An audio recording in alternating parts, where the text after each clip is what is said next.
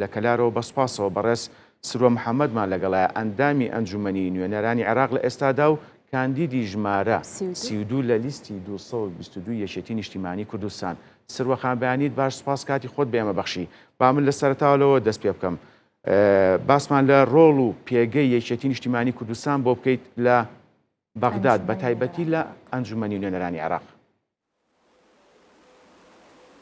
بەڵێ بەیانیتان باش، بەیانی بینەرانی خۆشەویستی باش شاشە جوان و ڕەنگیرەکەی گرمیان کوردستانەکەم. دیارە ئێمە کاگەڕێنەوە بۆ دەستوری عێراق ئەبینین خاڵی هاوبەش و خاڵی ناوکۆکی نێوان هەرێم و بەغداد لە دەستوری عێراقیا دیاری کراوە. دەستوری عێراقیە مەتوانین بڵێن بەدایکی هەموو یاساکانی عێراق دایانەین. هەمیشە خاڵی ناوکۆکی هەیە لە عێراق، هەمیشە خاڵی هاوبەشیش هەیە لە عێراق.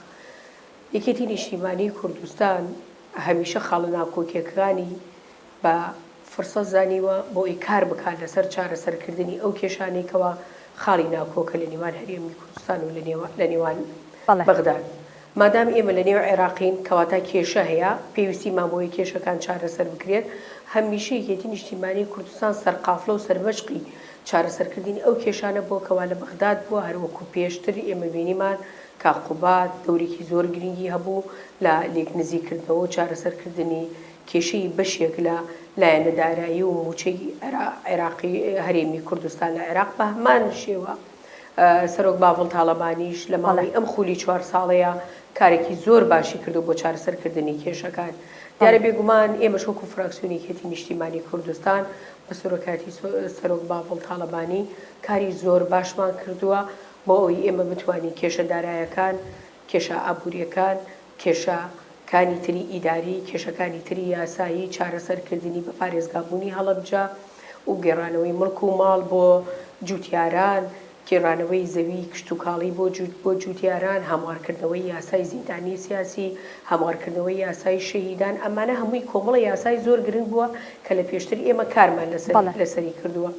جگەلەوەیش نابێ ئێمە ئەومان لەبیر بچێت کە ئێمە لە ساڵی 2014ەوە تووشی ئەو قەیرانە دارایی و ئەو کێشەیە بووین لەگەڵ بەغدادە. ئەمەش لە ئەنجامی کۆمەڵێک سیاسەتی هەڵەبوو لە هەرێمی کوردستان و بە هەمان شێوەش ئەتوانین بڵێن ڕوئیایەکی وازەح ڕوون نەبووە لە بەغداد بۆ چارەسەرکردنی کێشەکانی. یەکێتی نیشتیمانی کوردستان بۆتە هۆکاری ئەوەی کەوا ئەم لایەنە چەقبەستووە یاخود ئەم سیاسەتە ناڕوون و خراپەی هەرێمی کوردستان ئەو لایەنە ناڕوونەی عێراق لە یەک نزیک بکاتەوە بۆی ئێمە لە دەرئەنجامە بە هەوڵی یەکێتی نیشتیمانی کوردستان و سەرۆک باڤڵ گەیشتینە ئەو ئەنجامی ئەو ڕێکەوتنێکەوە ئێستا کراوە بۆ چارەسەرکردنی موچە یەکلا بکرێتەوە، واژووی لەسەر بکرێتە بواری جێبەجێکردنەوە. جگەلەوە ئێمە وەکو پەرلەمانتارانی یەکێتی لە بەغداد هەمیشە ئەو یاسانی کە هاتووتە نێو هۆڵی پەرلەمانەوە یەکەم فراکسیۆن و یەکەم پەرلەمانتار بووینە لە نێو لیژنەکانی خۆمانە داکۆکیکەرێکی سەرسەخت و ڕاستەقینە و نوێنەرێکی ڕاستەقینەی هاوڵاتیانی هەرێمی کوردستان بووینە بۆ کۆکردنەوەی ئیمزا، بۆ پێشنیارکردنی پرۆژە بۆ تێپەڕاندنی یاسا لە بەرژەوەندی هەرێمی کوردستان و هاوڵاتیان. بەڵێ سروەخان باسەوە کرد چەند لایەنێک هەمیشە کێشە دروست دەکەن و یەکێتی نیشتیمانی کوردستان یەکەم هەنگاو هەڵەهێنێت و دەچێتە بەغدا بۆ چارەسەرکردنی کێشەکان و تا چەند گرنگە تەواوی لایەنەکانی تری وەکو لایەنێکی نەتەوەی وەک نەک حیزبی یاخود شتێکی دیکە پشتی یەکێتی نیشتیمانی کوردستان بگرن بۆ بەهێزترکردن یەکێتی نیشتیمانی کوردستان لە بەغدا بۆ گرنگیدان و هەروەها پاراستنی ڕۆڵی کورد لە بەغدا. وەک دەزانین یەکێتی نیشتیمانی کوردستان لە تەواوی لایەنەکانی تر وەک شیعە و سونە و تەواوی لایەنەکانی تر پەیوەندێکی زۆر بەهێزی هەیە و لەگەڵ هەموواندا بەردەوام کۆ دەبێتەوە. ئەمە تا چەند گرنگە لایەنەکانی تریش هەمویان بەیەکەوە کۆ ببنەوە و پشتیوانی لێ بکەن. بەڵێ دیارە ئێمە بێگومان ئەتوانین بڵین ئەو هەنگاوانە کە بەڕێزخوا لێ خۆشببوو مامجلال ناوێتی لە بەغداد چارەسەرکردنی سەردەم کێشەکان، دروستکردنی دەوڵەتی تازای عێراق، کۆکردنەوەی سونە و شیعە لەسەر مێزی گفتوگۆ، کۆتایی هێنان بە شەڕی ناوخۆیی و شەڕی تائیفی لە عێراقدا، ئەمانە هەمووی دەستکەوتی بەڕێز مامجلالە لەوێ بەڵێ. ئێمە ئەبێ سوود لەو هەنگاوانەی مامجلال بنین بۆ ئێمە لە داهاتوە بتوانین سیاسەتی خۆمان وەکو هەرێمی کوردستان لە عێراقدا بڕێژینەوە.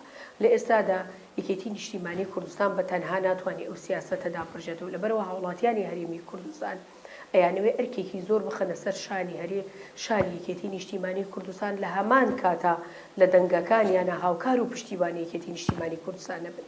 من بە هاوڵاتیانی هەرێمی کوردستان ئەڵێم ئەگەر ئەتانەوێ یەکێتی نیشتیمانی کوردستان بتوانێت سەرجەم کێشەکان لە بەغدا چارەسەر بکە ئەبێ زۆرترین کورسی ببخشن بە یەکێتی نیشتیمانی کوردستان، زۆرترین دەنگ بدەن بە یەکێتی نیشتیمانی کوردستان بۆی ئێمە هێزی ئەوان بین، بۆی ئێمە سەروەری یاسای ئەوان بین لە بەغداد بتوانین چارەسەرکردنی کێشەکان بکەین. بە نمونە لە ئێستادا یەکێتی نیشتیمانی کوردستان 18 کورسی هەیە لە بەغداد لە کۆی 325 کورسی کە لە نێو پەرلەمانی عێراق. ئێمە بە 18 کورسیەوە ڕاستە بە 18 کورسی ئیشمان پێ ئەکرێ، بەڵام ناتوانین سەرجەم کێشەکانی هەرێمی کوردستان چارەسەر بکەین. بۆیە من داواکارم لە خەڵکی هەرێمی کوردستان و پارێزگای سلێمانی بتوانن بە دەنگەکانیان کورسی زیاتر ببەخشنە هەرێم یەکێتی نیشتیمانی کوردستان لەبەرەوەی لە بەغداد کوردی سەنگی محەکە کورسی چارەسەرکردنەوەی کێشەکانە. جاری ئەوتویە لە نێو هۆڵی پەرلەمان ئێمە بە یەک دەنگی زیاتر کە ئەکاتە کورسیکی زیاتر ئەتوانین باشترین پرۆژە بۆ هەرێمی کوردستان تێپەڕێنی. جاری ئەو تۆش هەیە لە نێو هۆڵی پەرلەمان بە یەک دەنگی کەمتر ئێمە ناتوانین باشترین پرۆژە یاسا تێبپەڕین. کەواتە ئێستاکە لە جیاتی ئەوەی ئێمە شەڕی تفەنگ بکەین، لە جیاتی ئەوەی لە سەنگەرەکانەوە شەڕ بکەین، ئێستا ئێمە شەڕەکە بۆتە شەڕی کورسی، شەڕەکە بۆتە شەڕی دەنگدان. لە بەغداد چارەسەرکردنی کێشەکان بە پەرلەمانە بێت، چارەسەرکردنی کێشەکان لە عێراق بێت. پێویستە سەرجەم لایەنەکانی تری هەرێمی کوردستانیش هاوکار و پشتیوان بن لەگەڵ یەکێتی نیشتیمانی کوردستانە. لەبەرەوەی من لە کۆتاییە لە عێراق کوردایەتی ئەکەین، کوردستان ئەپارێزی، چارەسەری کێشەکانی هەرێمی کوردستان ئەکەین لە بەغداد. سروەخان با لێرە ڕات بگرم باسی کوردایەتیت کرد. سروەخان لە ماوەی ڕابردوودا چەندین قەیران بەرەوکی هەرێمی کوردستانی گرتوێتەوە، بە تایبەتی پرسی نەوت بێ یاخود قەیرانی موچەخۆران هەرێمی کوردستان بێ کە سەرۆک باڤڵ وەک ئەندازیارێک ڕۆڵێکی سەرەکی هەبووە لە چارەسەرکردنی پرسی موچەخۆرانی هەرێمی کوردستان و هەنادەکردنەوەی نەوتی هەرێمی کوردستان. بۆ قۆناغی داهاتوش ئێوە وەکو کاندیدی ژمارە 32 بۆ منە یاخود وەکو کاندیدەکانی یەکێتی نیشتیمانی کوردستان لیستی 222 چ داواکاریەکتان لە هاوڵاتیان هەیە بۆ ئەوەی یەکێتی نیشتیمانی کوردستان لیستی 222 یەکێتی نیشتیمانی کوردستان کاندیدی زیاتر ڕەوانەی بەغدا بۆ ئەوەی شەڕ لە پێناو مافەکانی هاوڵاتیان هەرێمی کوردستان بکە لیستی 222 لە چوارچێوەی دەستوری عێراقدا؟ بڵێ دیارە هاوڵاتیان خۆیان باش ئاگدارن، شایەتێدەن لەسەر ئەوەی کە یەکێتی نیشتیمانی کوردستان لە ساڵی 2023 لە دانانی دەستوری عێراقەوە تاوەکو چوونی بەڕێز مامجلال بۆ بەغداد و بە نەخۆشکەوتنی بەڕێز مامجلال و کۆچی دوایی مامجلال و پاشان چوونی بەڕێز کاک قوبا تاڵەبانی و پاشان لە دوای ئەویش چوونی بەڕێز کاک باڤڵ تاڵەبانی بۆ بەغداد سەرجەم کێشەکان و وردە وردە بەرەو چارەسەرکردن ڕۆشتووە. هاوڵاتیانی هەرێمی کوردستان ئەزانن لە ڕابردووە چۆن نوێنەرانی یەکێتی نیشتیمانی کوردستان لە بەغداد کاریان کردووە، چۆن پێشمەرگە ئاسا وەکو سەربازێکی ون لەبێ لە هەر شوێنێکە هەرێمی کوردستان و هاوڵاتیانی هەرێمی کوردستان پێویستی بە نوێنەرەکانی یەکێتی بووە لەو شوێنە ئامادە بوونە بۆ چارەسەرکردنی کێشەکانیان. خۆیان باش ئاگدارن، هاوڵاتیان شایەتێدن لەسەر ئەوەی کە موچەی مانگی 5 و 6 بە هەوڵ و هیممەتی بەڕێز سەرۆک باڤڵ تاڵەبانی و بە هەوڵ و هیممەتی وەزیرەکانی یەکێتی نیشتیمانی کوردستان لە نێو ئەنجومەنی وەزیرانی عێراق ئەو موچەیە هات. ڕێکەوتنەکان بە پەستانی یەکێتی نیشتیمانی کوردستان لە نێوان هەردوو لاکرا. بۆیە من لێرەوە داواکارم لە هاوڵاتیانی هەرێمی کوردستان کەوا بەدەنگەکانی خۆیان هەروەکو چۆن پێشتر متمانیان داوە بە یەکێتی، ئێستش متمانە بدەن بە یەکێتی و بە نوێنەرەکانی یەکێتی بۆی ئێمە بتوانین دەنگی ئەوان بین، بۆی ئێمە بتوانین ڕەنگی ئەوان بین، بۆی ئەوان ئێمە بتوانین لە نێو یاساکانە دەنگ و ڕەنگ و بیر و مافەکانی ئەوان بچەسپێنی لە پەرلەمانی عێراق، بتوانین بەشێک لەو بودجەیەی کەوا دیاری ئەکرێت لە عێراقا یاخود دێتە عێراق بتوانین حسەی هەرێمی کوردستان بگەڕێنەوە. سروەخان ئێمە بەڵێ نەدەینە هاوڵاتیان. بەڵێ ببوورە لەبەرەوەی کاتمان زۆر کەماوە پێم خۆشە لێرە ژمارەکەت هەروەها لیستەکە دووبارە بکەیتەوە لەگەڵ ئامانج و پلانی بەڕێستان لە ئەنجومەنی نوێنەرانی عێراق و داوا لە هاوڵاتیان کە بۆی کە دەنگتان پێبن بۆی کە گەلی کورد داواکاری و یاخود پاراستنی مافی گەلی کورد بکەن.